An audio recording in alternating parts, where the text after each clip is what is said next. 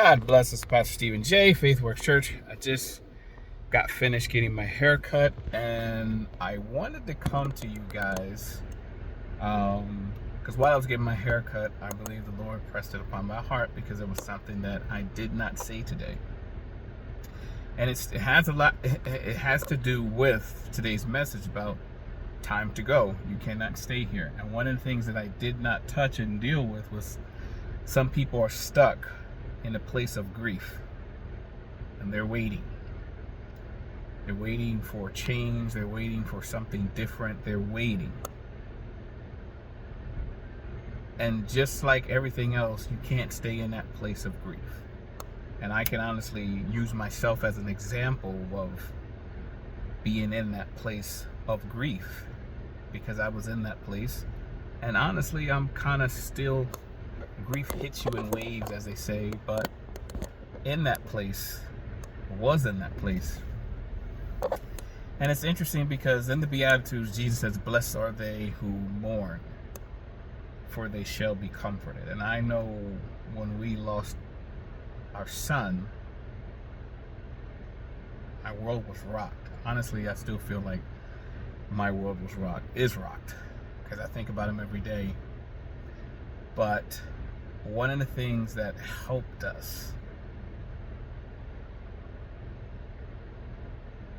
be able to bear that burden was our family, our friends, neighbors, co-workers that were just constantly, we're not allowing you to go through this by yourself.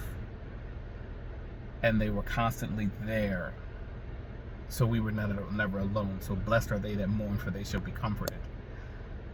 But then it got to the point where everybody left. My sister-in-law, Deborah, she was a vital part to us dealing with everything. And I think she left maybe about a month, maybe 3 weeks. I think she was there for us.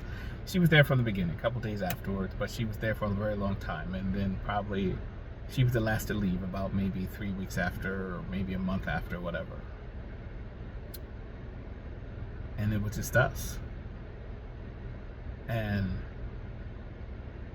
I know I struggled, because acceptance, belief, God, how can you allow this to happen? Just so many rushes of emotions. And it got to the point to where I didn't want to do anything, didn't really want to talk to anybody. I'm lashing out. And it got to the point that I had to seek counseling for myself. And when I finally sought counseling for myself, just me, not me and the wife, not me and the family, just me, my counselor said to me, you need to make a decision of whether you want to stay here in this place or not. And I had to make that conscious decision to either stay here in that place of grief. And I hate the word moving on, and I still don't like the word moving on, but I had to make the conscious decision to either stay there in that place of grief or pick up myself.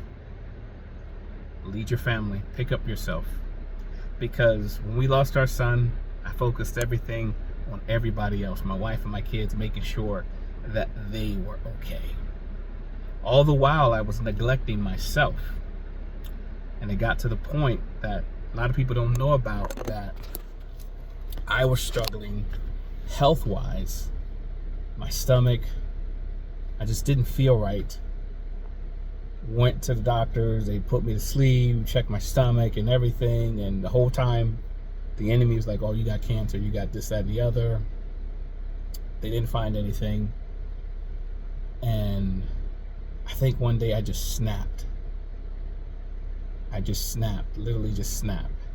And if you're hearing me and you're in that place, you don't want to get to that point where you snap, where you just lose who you are and lose yourself. But you've been waiting, just like the man at the pool of Bethesda. You've been waiting for something to trouble the water, trouble the situation. You've been focused only on that one thing. But like I said earlier today, here's that day that Jesus is here. that you don't have to wait for the troubling of the water, because the living water. And see, you had to pay attention to that troubling water to see, is that just a breeze? Did someone throw a rock? Is that just a ripple effect? But the difference is Jesus came and said, do you want to be healed? Do you want to get out of this place? And he's here saying that same thing to those that are grieving. Do you want to leave this place? Do you want to get out of this place? Because you can't stay here. And the enemy would love for you to stay here and have you stagnant and have you depressed and have you allowing life to go by.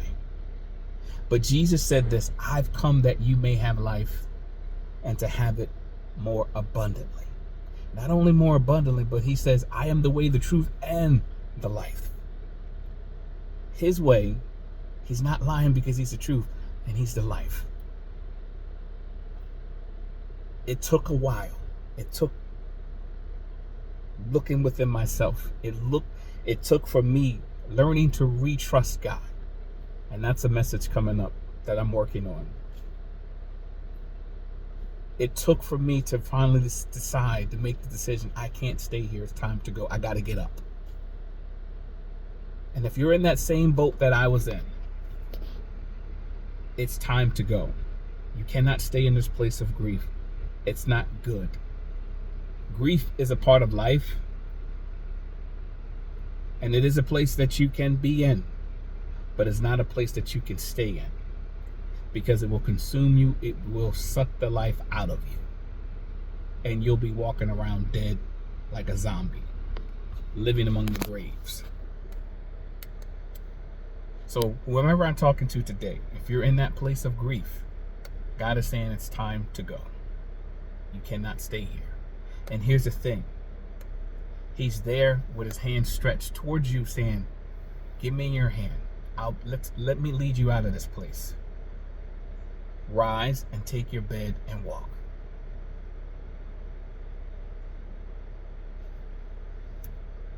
There is a better day. There is life. There is normalcy. Yes, it hurts. Yes, it doesn't feel good. But I got to put that trust in God. And here's the thing.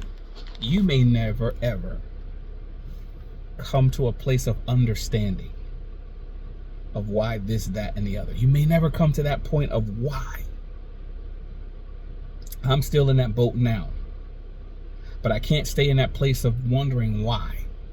Why did my son leave on that day? Why did everything happen the way it did? Why? I may never find out. And I always go back to a conversation that I had with God years ago. I was living here in Florida. And I know exactly where I was when the Lord placed it on my heart. I was zone 429 and I was just about to get off at the Winter Garden exit for those that live in Florida. And it was in reference to a friend whose father had passed away. And the Lord pressed upon me and said that even if I told them why it had to be this way, they would not accept it. And now, having gone through it myself, experiencing it myself, it's possible that I would not accept it if God ever revealed to me why. I probably wouldn't accept it myself. But even if I did not accept it, I have to allow God to be God because he's sovereign. And that means he can do whatever he wants. He can allow whatever he allows. But I still have to trust him no matter what, to not stay in this place. And the counselor that I was seeing, she said to me, you need to make a decision of whether you're going to stay here or not.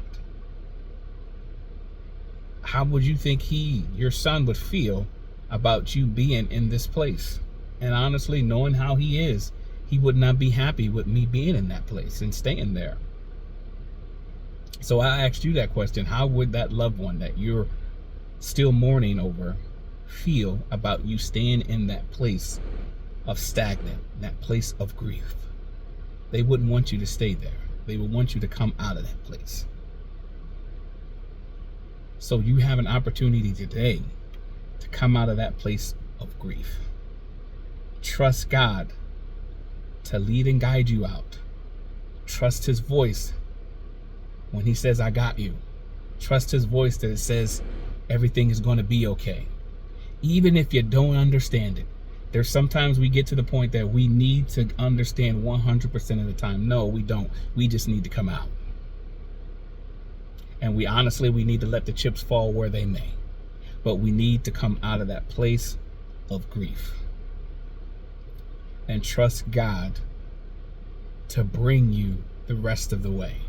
And I guarantee you, if you trust him, if you make the first step and trust him, I guarantee you it'll be okay. I'm not going to say that everything's going to be happy, but trust him to bring you out. And it's not about forgetting, it's about embracing. It's about embracing what has happened. And I often think about the very thing that, and I'll say this and then I'll be finished, is that we know about Joseph in the Bible, Jesus' father, his adopted father. But all we know is that Joseph was gonna put Mary away private. We know Joseph took his family to live in Egypt. But that's all, and the last we see of Joseph is when Jesus was 12 and they went to go look for him and found him. And that's the last we see of Joseph. So the assumption is, because the Bible doesn't clearly say, that at one point Joseph must have died. And then Jesus at 12 says, I must be about my Father's business, meaning that he knew what his destiny is. He knew what his purpose was. But imagine from his standpoint of his purpose, and Joseph, his father, who taught him how to be a carpenter, he could not save his father. Think about that for a second. He could have stayed there. And I'm saying this on Father's Day. Didn't even just occur to me. From Jesus' standpoint, his father, and he could not save him because God is sovereign. But he could not stay in that place, and he had to go on with his mission for where he was sent. He must be about his Father's business. So I want you to be encouraged. For you're in that place of grief. You can't stay here. Your loved one wouldn't want you to stay here. Rise up and walk out, because it's time to go. It's Pastor Stephen J. I guess this is going to be my Tuesday Nugget 2. God bless. I'll see you next week. But I had to get this out there today because while getting a haircut, you didn't talk about grief. And I wanted to make sure I talked about that. So you can see, haircut. Have a blessed day, and I'll see you next week.